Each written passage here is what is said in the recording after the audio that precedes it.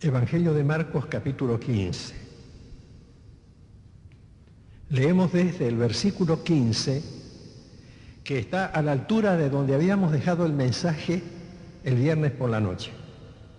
Así que estamos continuando para los que vinieron el jueves y el viernes y esta mañana. Solo que esta mañana hablamos de la resurrección y ahora volvemos al pasaje de la crucifixión. San Marcos 15, desde el versículo 15 en adelante. Y Pilato, queriendo satisfacer al pueblo, le soltó a Barrabás y entregó a Jesús después de azotarle para que fuese crucificado.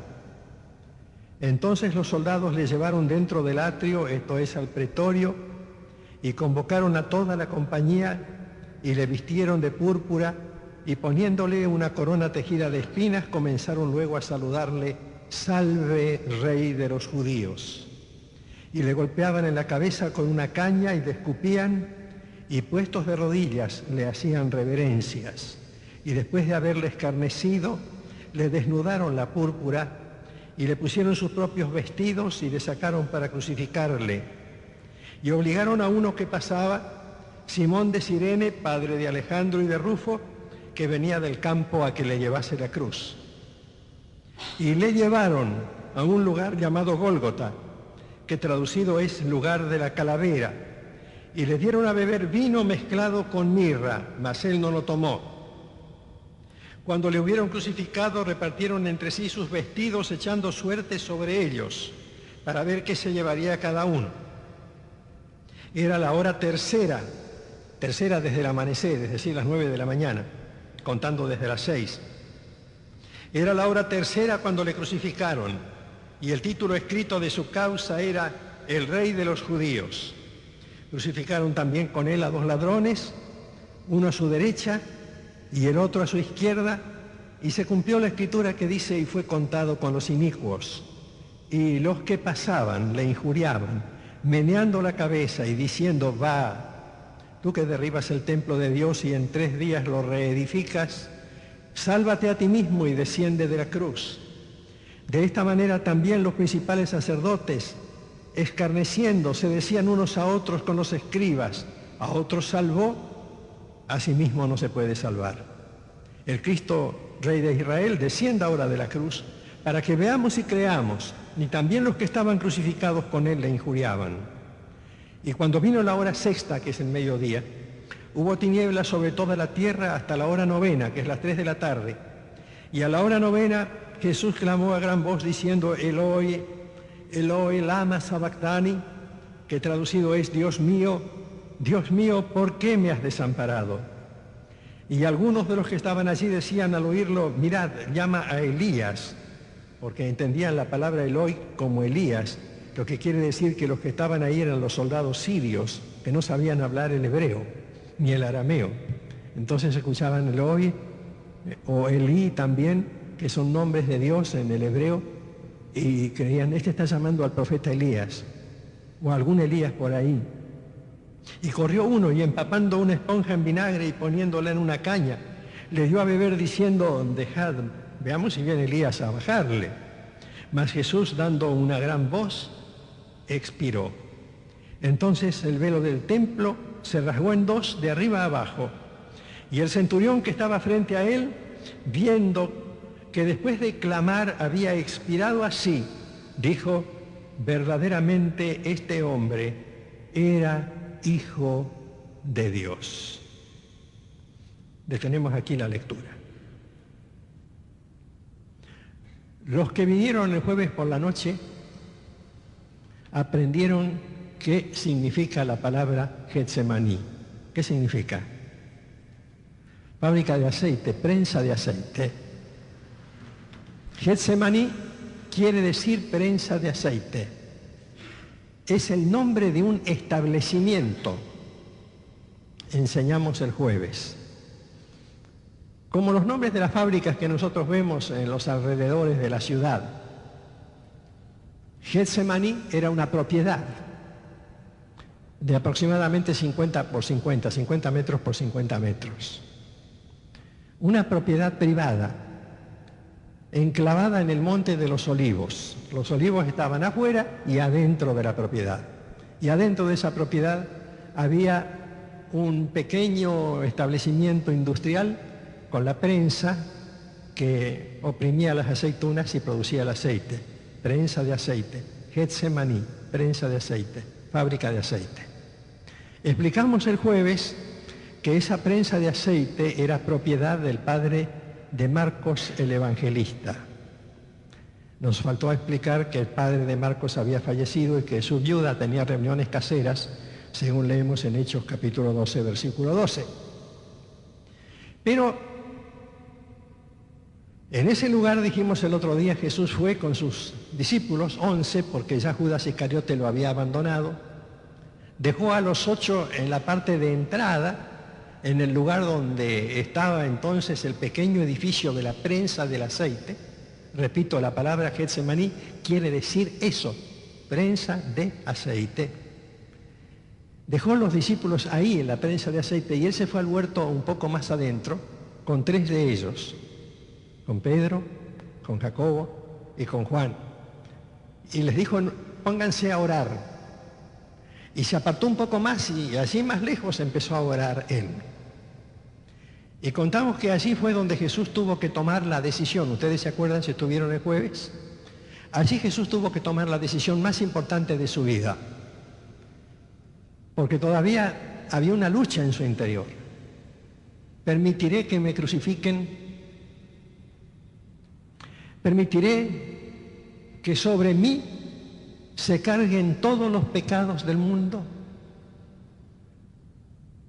¿Permitiré que alguna vez tenga que decir con mis labios, Dios mío, ¿por qué me has desamparado? ¿Permitiré que venga sobre mí la vergüenza de la corrupción, la inmoralidad, la degeneración de la raza humana a través de miles y miles de años?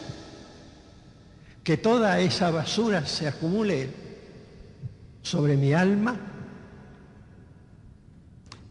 Y la oración, Padre, aquí estoy en la prensa de aceite. Los profetas dicen que un día me van a oprimir hasta sacarme el jugo, como la prensa oprime las aceitunas. Me van a oprimir, me van a exprimir, me van a destruir. No solo físicamente, no es que tenga miedo a los latigazos, ni a las injurias, ni a los salivazos, ni a las burlas, ni a la corona de espinas, ni a los clavos con que me van a poner en la cruz. No es que tenga miedo a eso, Señor. Lo que no quiero, lo que no puedo, lo que repudio, es cargar sobre mí el estiércol del pecado de todos los hombres, de todos los tiempos, desde los más degenerados y corruptos a los más elegantes que también son pecadores, porque no hay justo ni hay uno. Ya la Biblia lo decía de hacía mucho, mucho antes que San Pablo lo repitiera. No hay quien haga lo bueno, no hay ni siquiera uno. Señor, si es posible que esta copa de amargura, esta copa de suciedad, esta copa de perversión, esta copa de corrupción, esta copa de pudrición, esta copa donde está el pecado de los violadores de criaturas de 1 año de edad, que violan a nenitas casi recién nacidas y después las matan y las descuartizan, esta copa donde están todos los degenerados y corruptos del mundo de cualquier naturaleza. Señor, yo no quiero beber esa podredumbre. Si es posible, Señor, líbrame.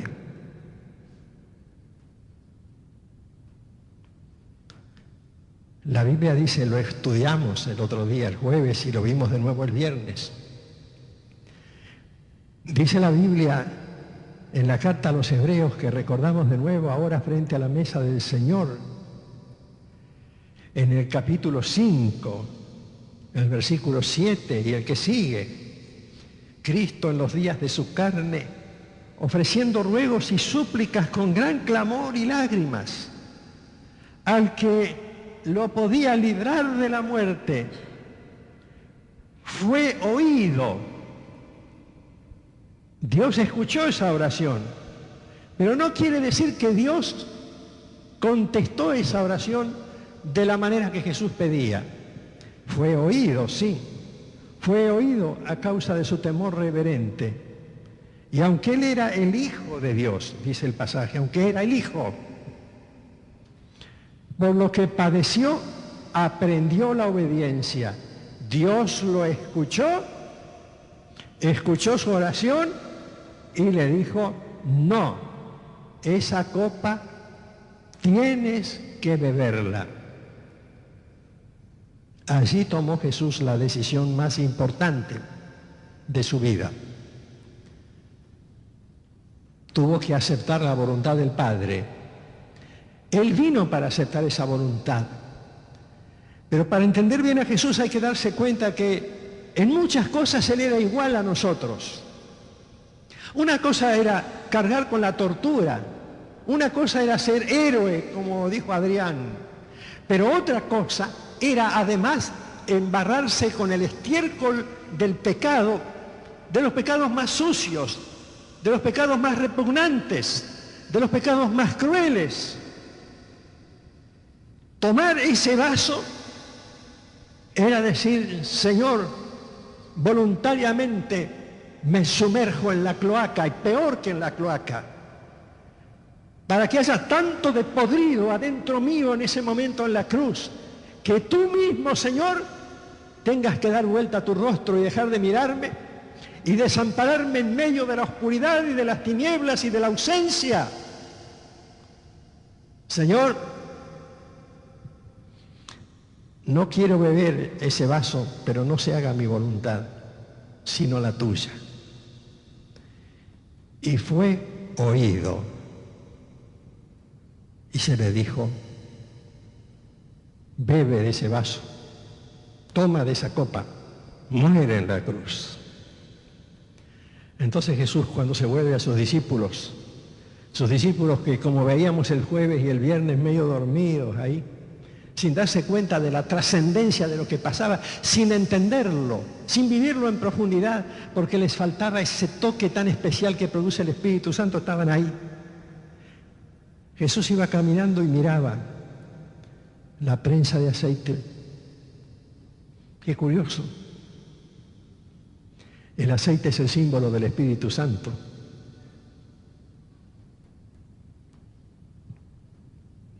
El aceite es el símbolo del Espíritu Santo. Cuando Jesús entraba, el aceite le hacía pensar, me van a aplastar, me van a oprimir mis verdugos y la vergüenza del pecado que tengo que cargar, del pecado mío, del pecado de ustedes, de mi pecado, del pecado tuyo. Y cuando salía, miraba otra vez la prensa, pero por ser yo oprimido y castigado y escarnecido y azotado y crucificado, por eso vendrá el Espíritu Santo. Hay dos maneras de mirar una copa llena de agua hasta la mitad.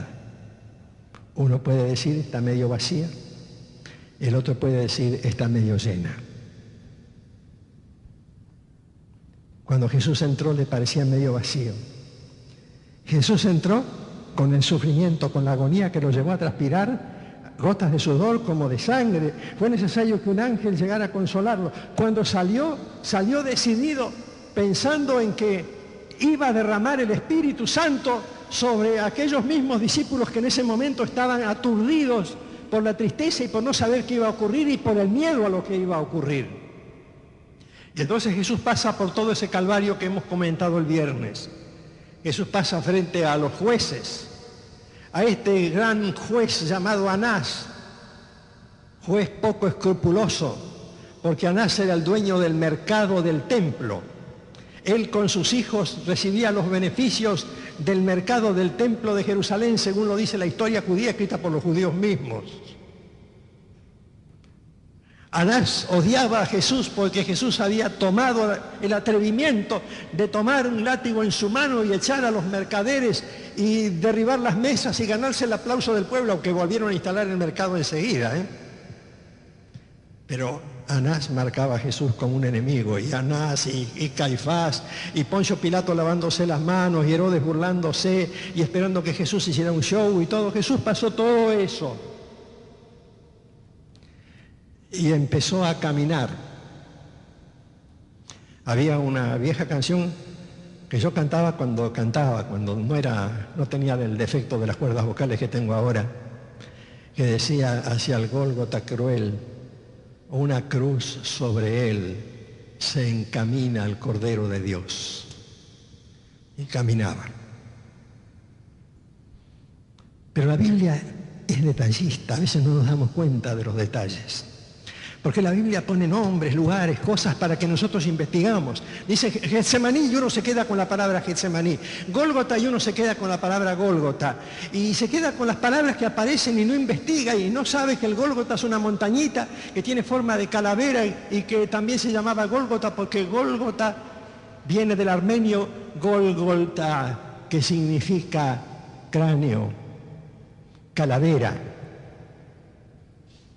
Y que Jesús caminaba ahí, y que cuando tenían un condenado a muerte, se lo llevaba por la calle principal de Jerusalén entre los vendedores ambulantes, con los negocios cerrados porque era el día de la Pascua, y caminaba delante de él un oficial del imperio llevando un cartel que decía de los crímenes supuestos de Jesús. Y atrás marchaba el cortejo de los soldados y de Jesús, escarnecido, ya golpeado, azotado. No para que lo compadezcamos, no necesito hacer descripciones para inspirar compasión, porque para mí Jesús era un héroe. La gente lo compadecía, lo que han hecho esta semana. El otro día escuchaba al ministro de otra religión, que yo respeto muchísimo, no tengo por qué censurarlo. El ministro de una religión mayoritaria en nuestro país, diciendo: hoy es el día de dolor en que Jesús sufre, la pena, etcétera, etcétera. No. Cuando la gente se compadecía y lloraba a su paso como las mujeres de Jerusalén, Jesús las reprendía y decía: no lloren por mí, lloren por ustedes. Pero la Biblia dice: no pudo aguantar el peso de la cruz. Lo tuvo que llevar un hombre del cual hemos hablado hace poco, Simón de Cirene. Un hombre que estuvo ahí porque faltó Simón Pedro, el que prometió estar al lado de Jesús. Simón Pedro, el apóstol que había jurado estar, no estaba. Y Simón de Cirene, que no sabía nada del asunto y que acababa de llegar, él estaba allí y llevaba la cruz que tenía que llevar el otro Simón. ¡Qué paradoja! Cuando nosotros a veces nos creemos religiosos y encontramos que los religiosos son los héroes, como decía Adrián. Héroes a veces desconocidos, no somos los cómodos de la platea religiosa. Los cómodos de la tribuna, los que miramos el partido de la religión. Simón Pedro miraba el partido, ya había dicho que a Jesús no lo conocía.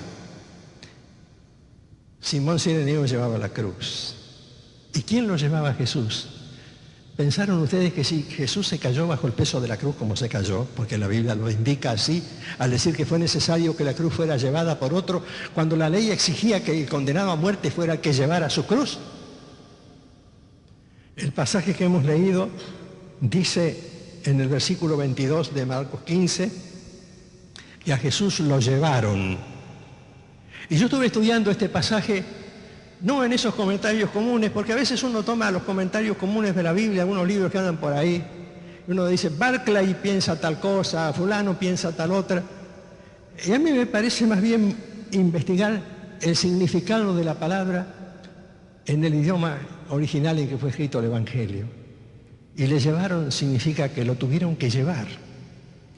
Es decir, alguien tuvo que ofrecerle el hombro, agarrarlo y sostenerlo para que no se desmayara en el camino. Lo llevaron. Naturalmente tenían que cumplir la ley. No era un llevar de compasión, era un llevar de necesidad. Era como a veces, sin que esto constituya pecado, llevamos cruces encima nuestro. Está bien si las llevamos, me parece bien. Tal vez no está bien llevar un crucifijo, porque Cristo no está muerto, está vivo. Pero lo llevaron. Lo llevaron. Y esto sí que es una cosa importante, porque los que lo llevaban no entendían que Jesús vino a llevarlos a ellos, porque Jesús vino a llevar nuestros pecados, a llevarse nuestras enfermedades, a sacar nuestras manchas. Más que un papel secante que absorbe las manchas de tinta, Él absorbe los pecados, y si son rojos como la grana, son blancos después como blanca lana, pero no los pecados que se transforman en blancos, sino el corazón que llega a ser totalmente blanco por la obra redentora de Jesús. A Jesús lo llevan cuando en realidad Él llevaba encima la carga, no la carga visible de la cruz bajo la cual Él cae, sino la carga de mis pecados y de tus pecados. Lo creas o no lo creas, eso no importa, Jesús lo llevó. Lo que pasa es que si no lo crees, no aceptas lo que Jesús hizo y por eso te pierdes. Lo llevaban, pero Él llevaba a la gente. Él nos llevaba a nosotros. Nosotros que somos tan rápidos para juzgar a los demás, para reprender a los demás, para tener el recuerdo de los pecados viejos de la gente. Jesús, que conocía cada pecado de cada verdugo, cada pecado de cada uno que lo rodeaba, del que llevaba el cartel adelante, el cartel que se ponía adelante en el desfile. Aquí está Jesús culpable de tales cosas, de los que venían atrás, de los soldados, del propio Simón Cireneo, de los apóstoles que se habían escapado y miraban de lejos, como Juan, como Pedro, de las mujeres como María Magdalena, la mujer de Cleofas y otras más, del pueblo entero que lo rodeaba, de las que lloraban, y de aquel soldado o aquel verdugo, uno o dos que lo iban sosteniendo para que pudiera llegar a la montaña y subir a la torrecita del Gólgota, una cosa más baja que este bautisterio. Subir ahí para ponerlo en la cruz. Lo llevaban. Qué ironía. A Jesús hay que permitirle que Él nos lleve a nosotros. Está bien, ahí era necesario, pero la figura qué distinta que era. Por eso recordábamos el viernes que cuando Jesús oró y dijo, Padre, perdónalos porque no saben lo que hacen, Jesús veía todo eso como un corso, como una murga, como un espectáculo burlesco, como una estupidez de la gente, como una obra teatral tragicómica, porque nadie se daba cuenta de lo que pasaba y Jesús se daba cuenta, estos que me crucifican ni tienen idea de que no me están matando a mí, sino que están siendo los artífices involuntarios y anónimos de la redención del mundo. Porque si yo no muero, decía Jesús, ellos no pueden ser salvos. Porque solo la sangre de Jesucristo nos limpia de todo pecado. Por eso ese día Jesús, como vamos a hacer enseguida en unos minutos, antes de ir a Getsemaní, a la fábrica de aceite, juntó a estos hombres que eran sus discípulos, hombres como ustedes, como yo, seres humanos como nosotros todos, frágiles como nosotros, pecadores como nosotros, egoístas como nosotros, vengativos como nosotros, rencorosos como nosotros, juzgadores como nosotros, sabiendo lo que era cada uno. Antes de ir al Getsemaní, los hizo sentar, se ató una toalla, agarró una palangana, les lavó los pies, a Judas Iscariote también.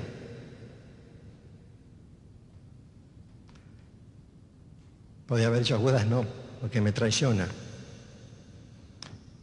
No hay eso en el corazón de Dios. Siempre hay disposición al olvido y al perdón. Les habló después. Y luego los acercó a la mesa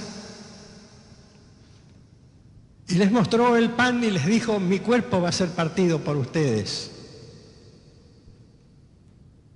Ellos habrán mirado entre ellos diciendo, qué bien, qué linda frase. Yo pienso cada vez que recuerdo el cuerpo herido de Jesús, que Él estaba pensando en mí, Él estaba pensando en vos. Cada uno de nosotros puede decir, Jesús estaba pensando en mí. Esto es mi cuerpo que por ustedes es partido. Es decir, que cuando la caravana funesta que va a través de las calles principales de Jerusalén, entre los gritos de la gente, de los mercaderes que chillan, de los feriantes que están allí, del público que mira, y la supuesta dignidad militar de los soldados romanos, y de los esbirros, y de los alguaciles, y de los sumos sacerdotes y fariseos, en esa mascarada final, cuando van ellos así, es necesario recordar, ese cuerpo se está partiendo por amor a mí. Lástima que los discípulos no estaban presentes. Y ese pan que Jesús había partido con sus manos, porque Él iba a ofrecer su cuerpo para ser partido, que representó ese cuerpo sufriente, no fue visto en ese momento por ninguno de los que prometieron seguirle. Porque Jesús hizo esa marcha solo, esa procesión solo, esa aventura de fe solo, ese heroísmo solo, porque solamente Él sabía en qué dirección iba y para qué iba. Y después tomó la copa.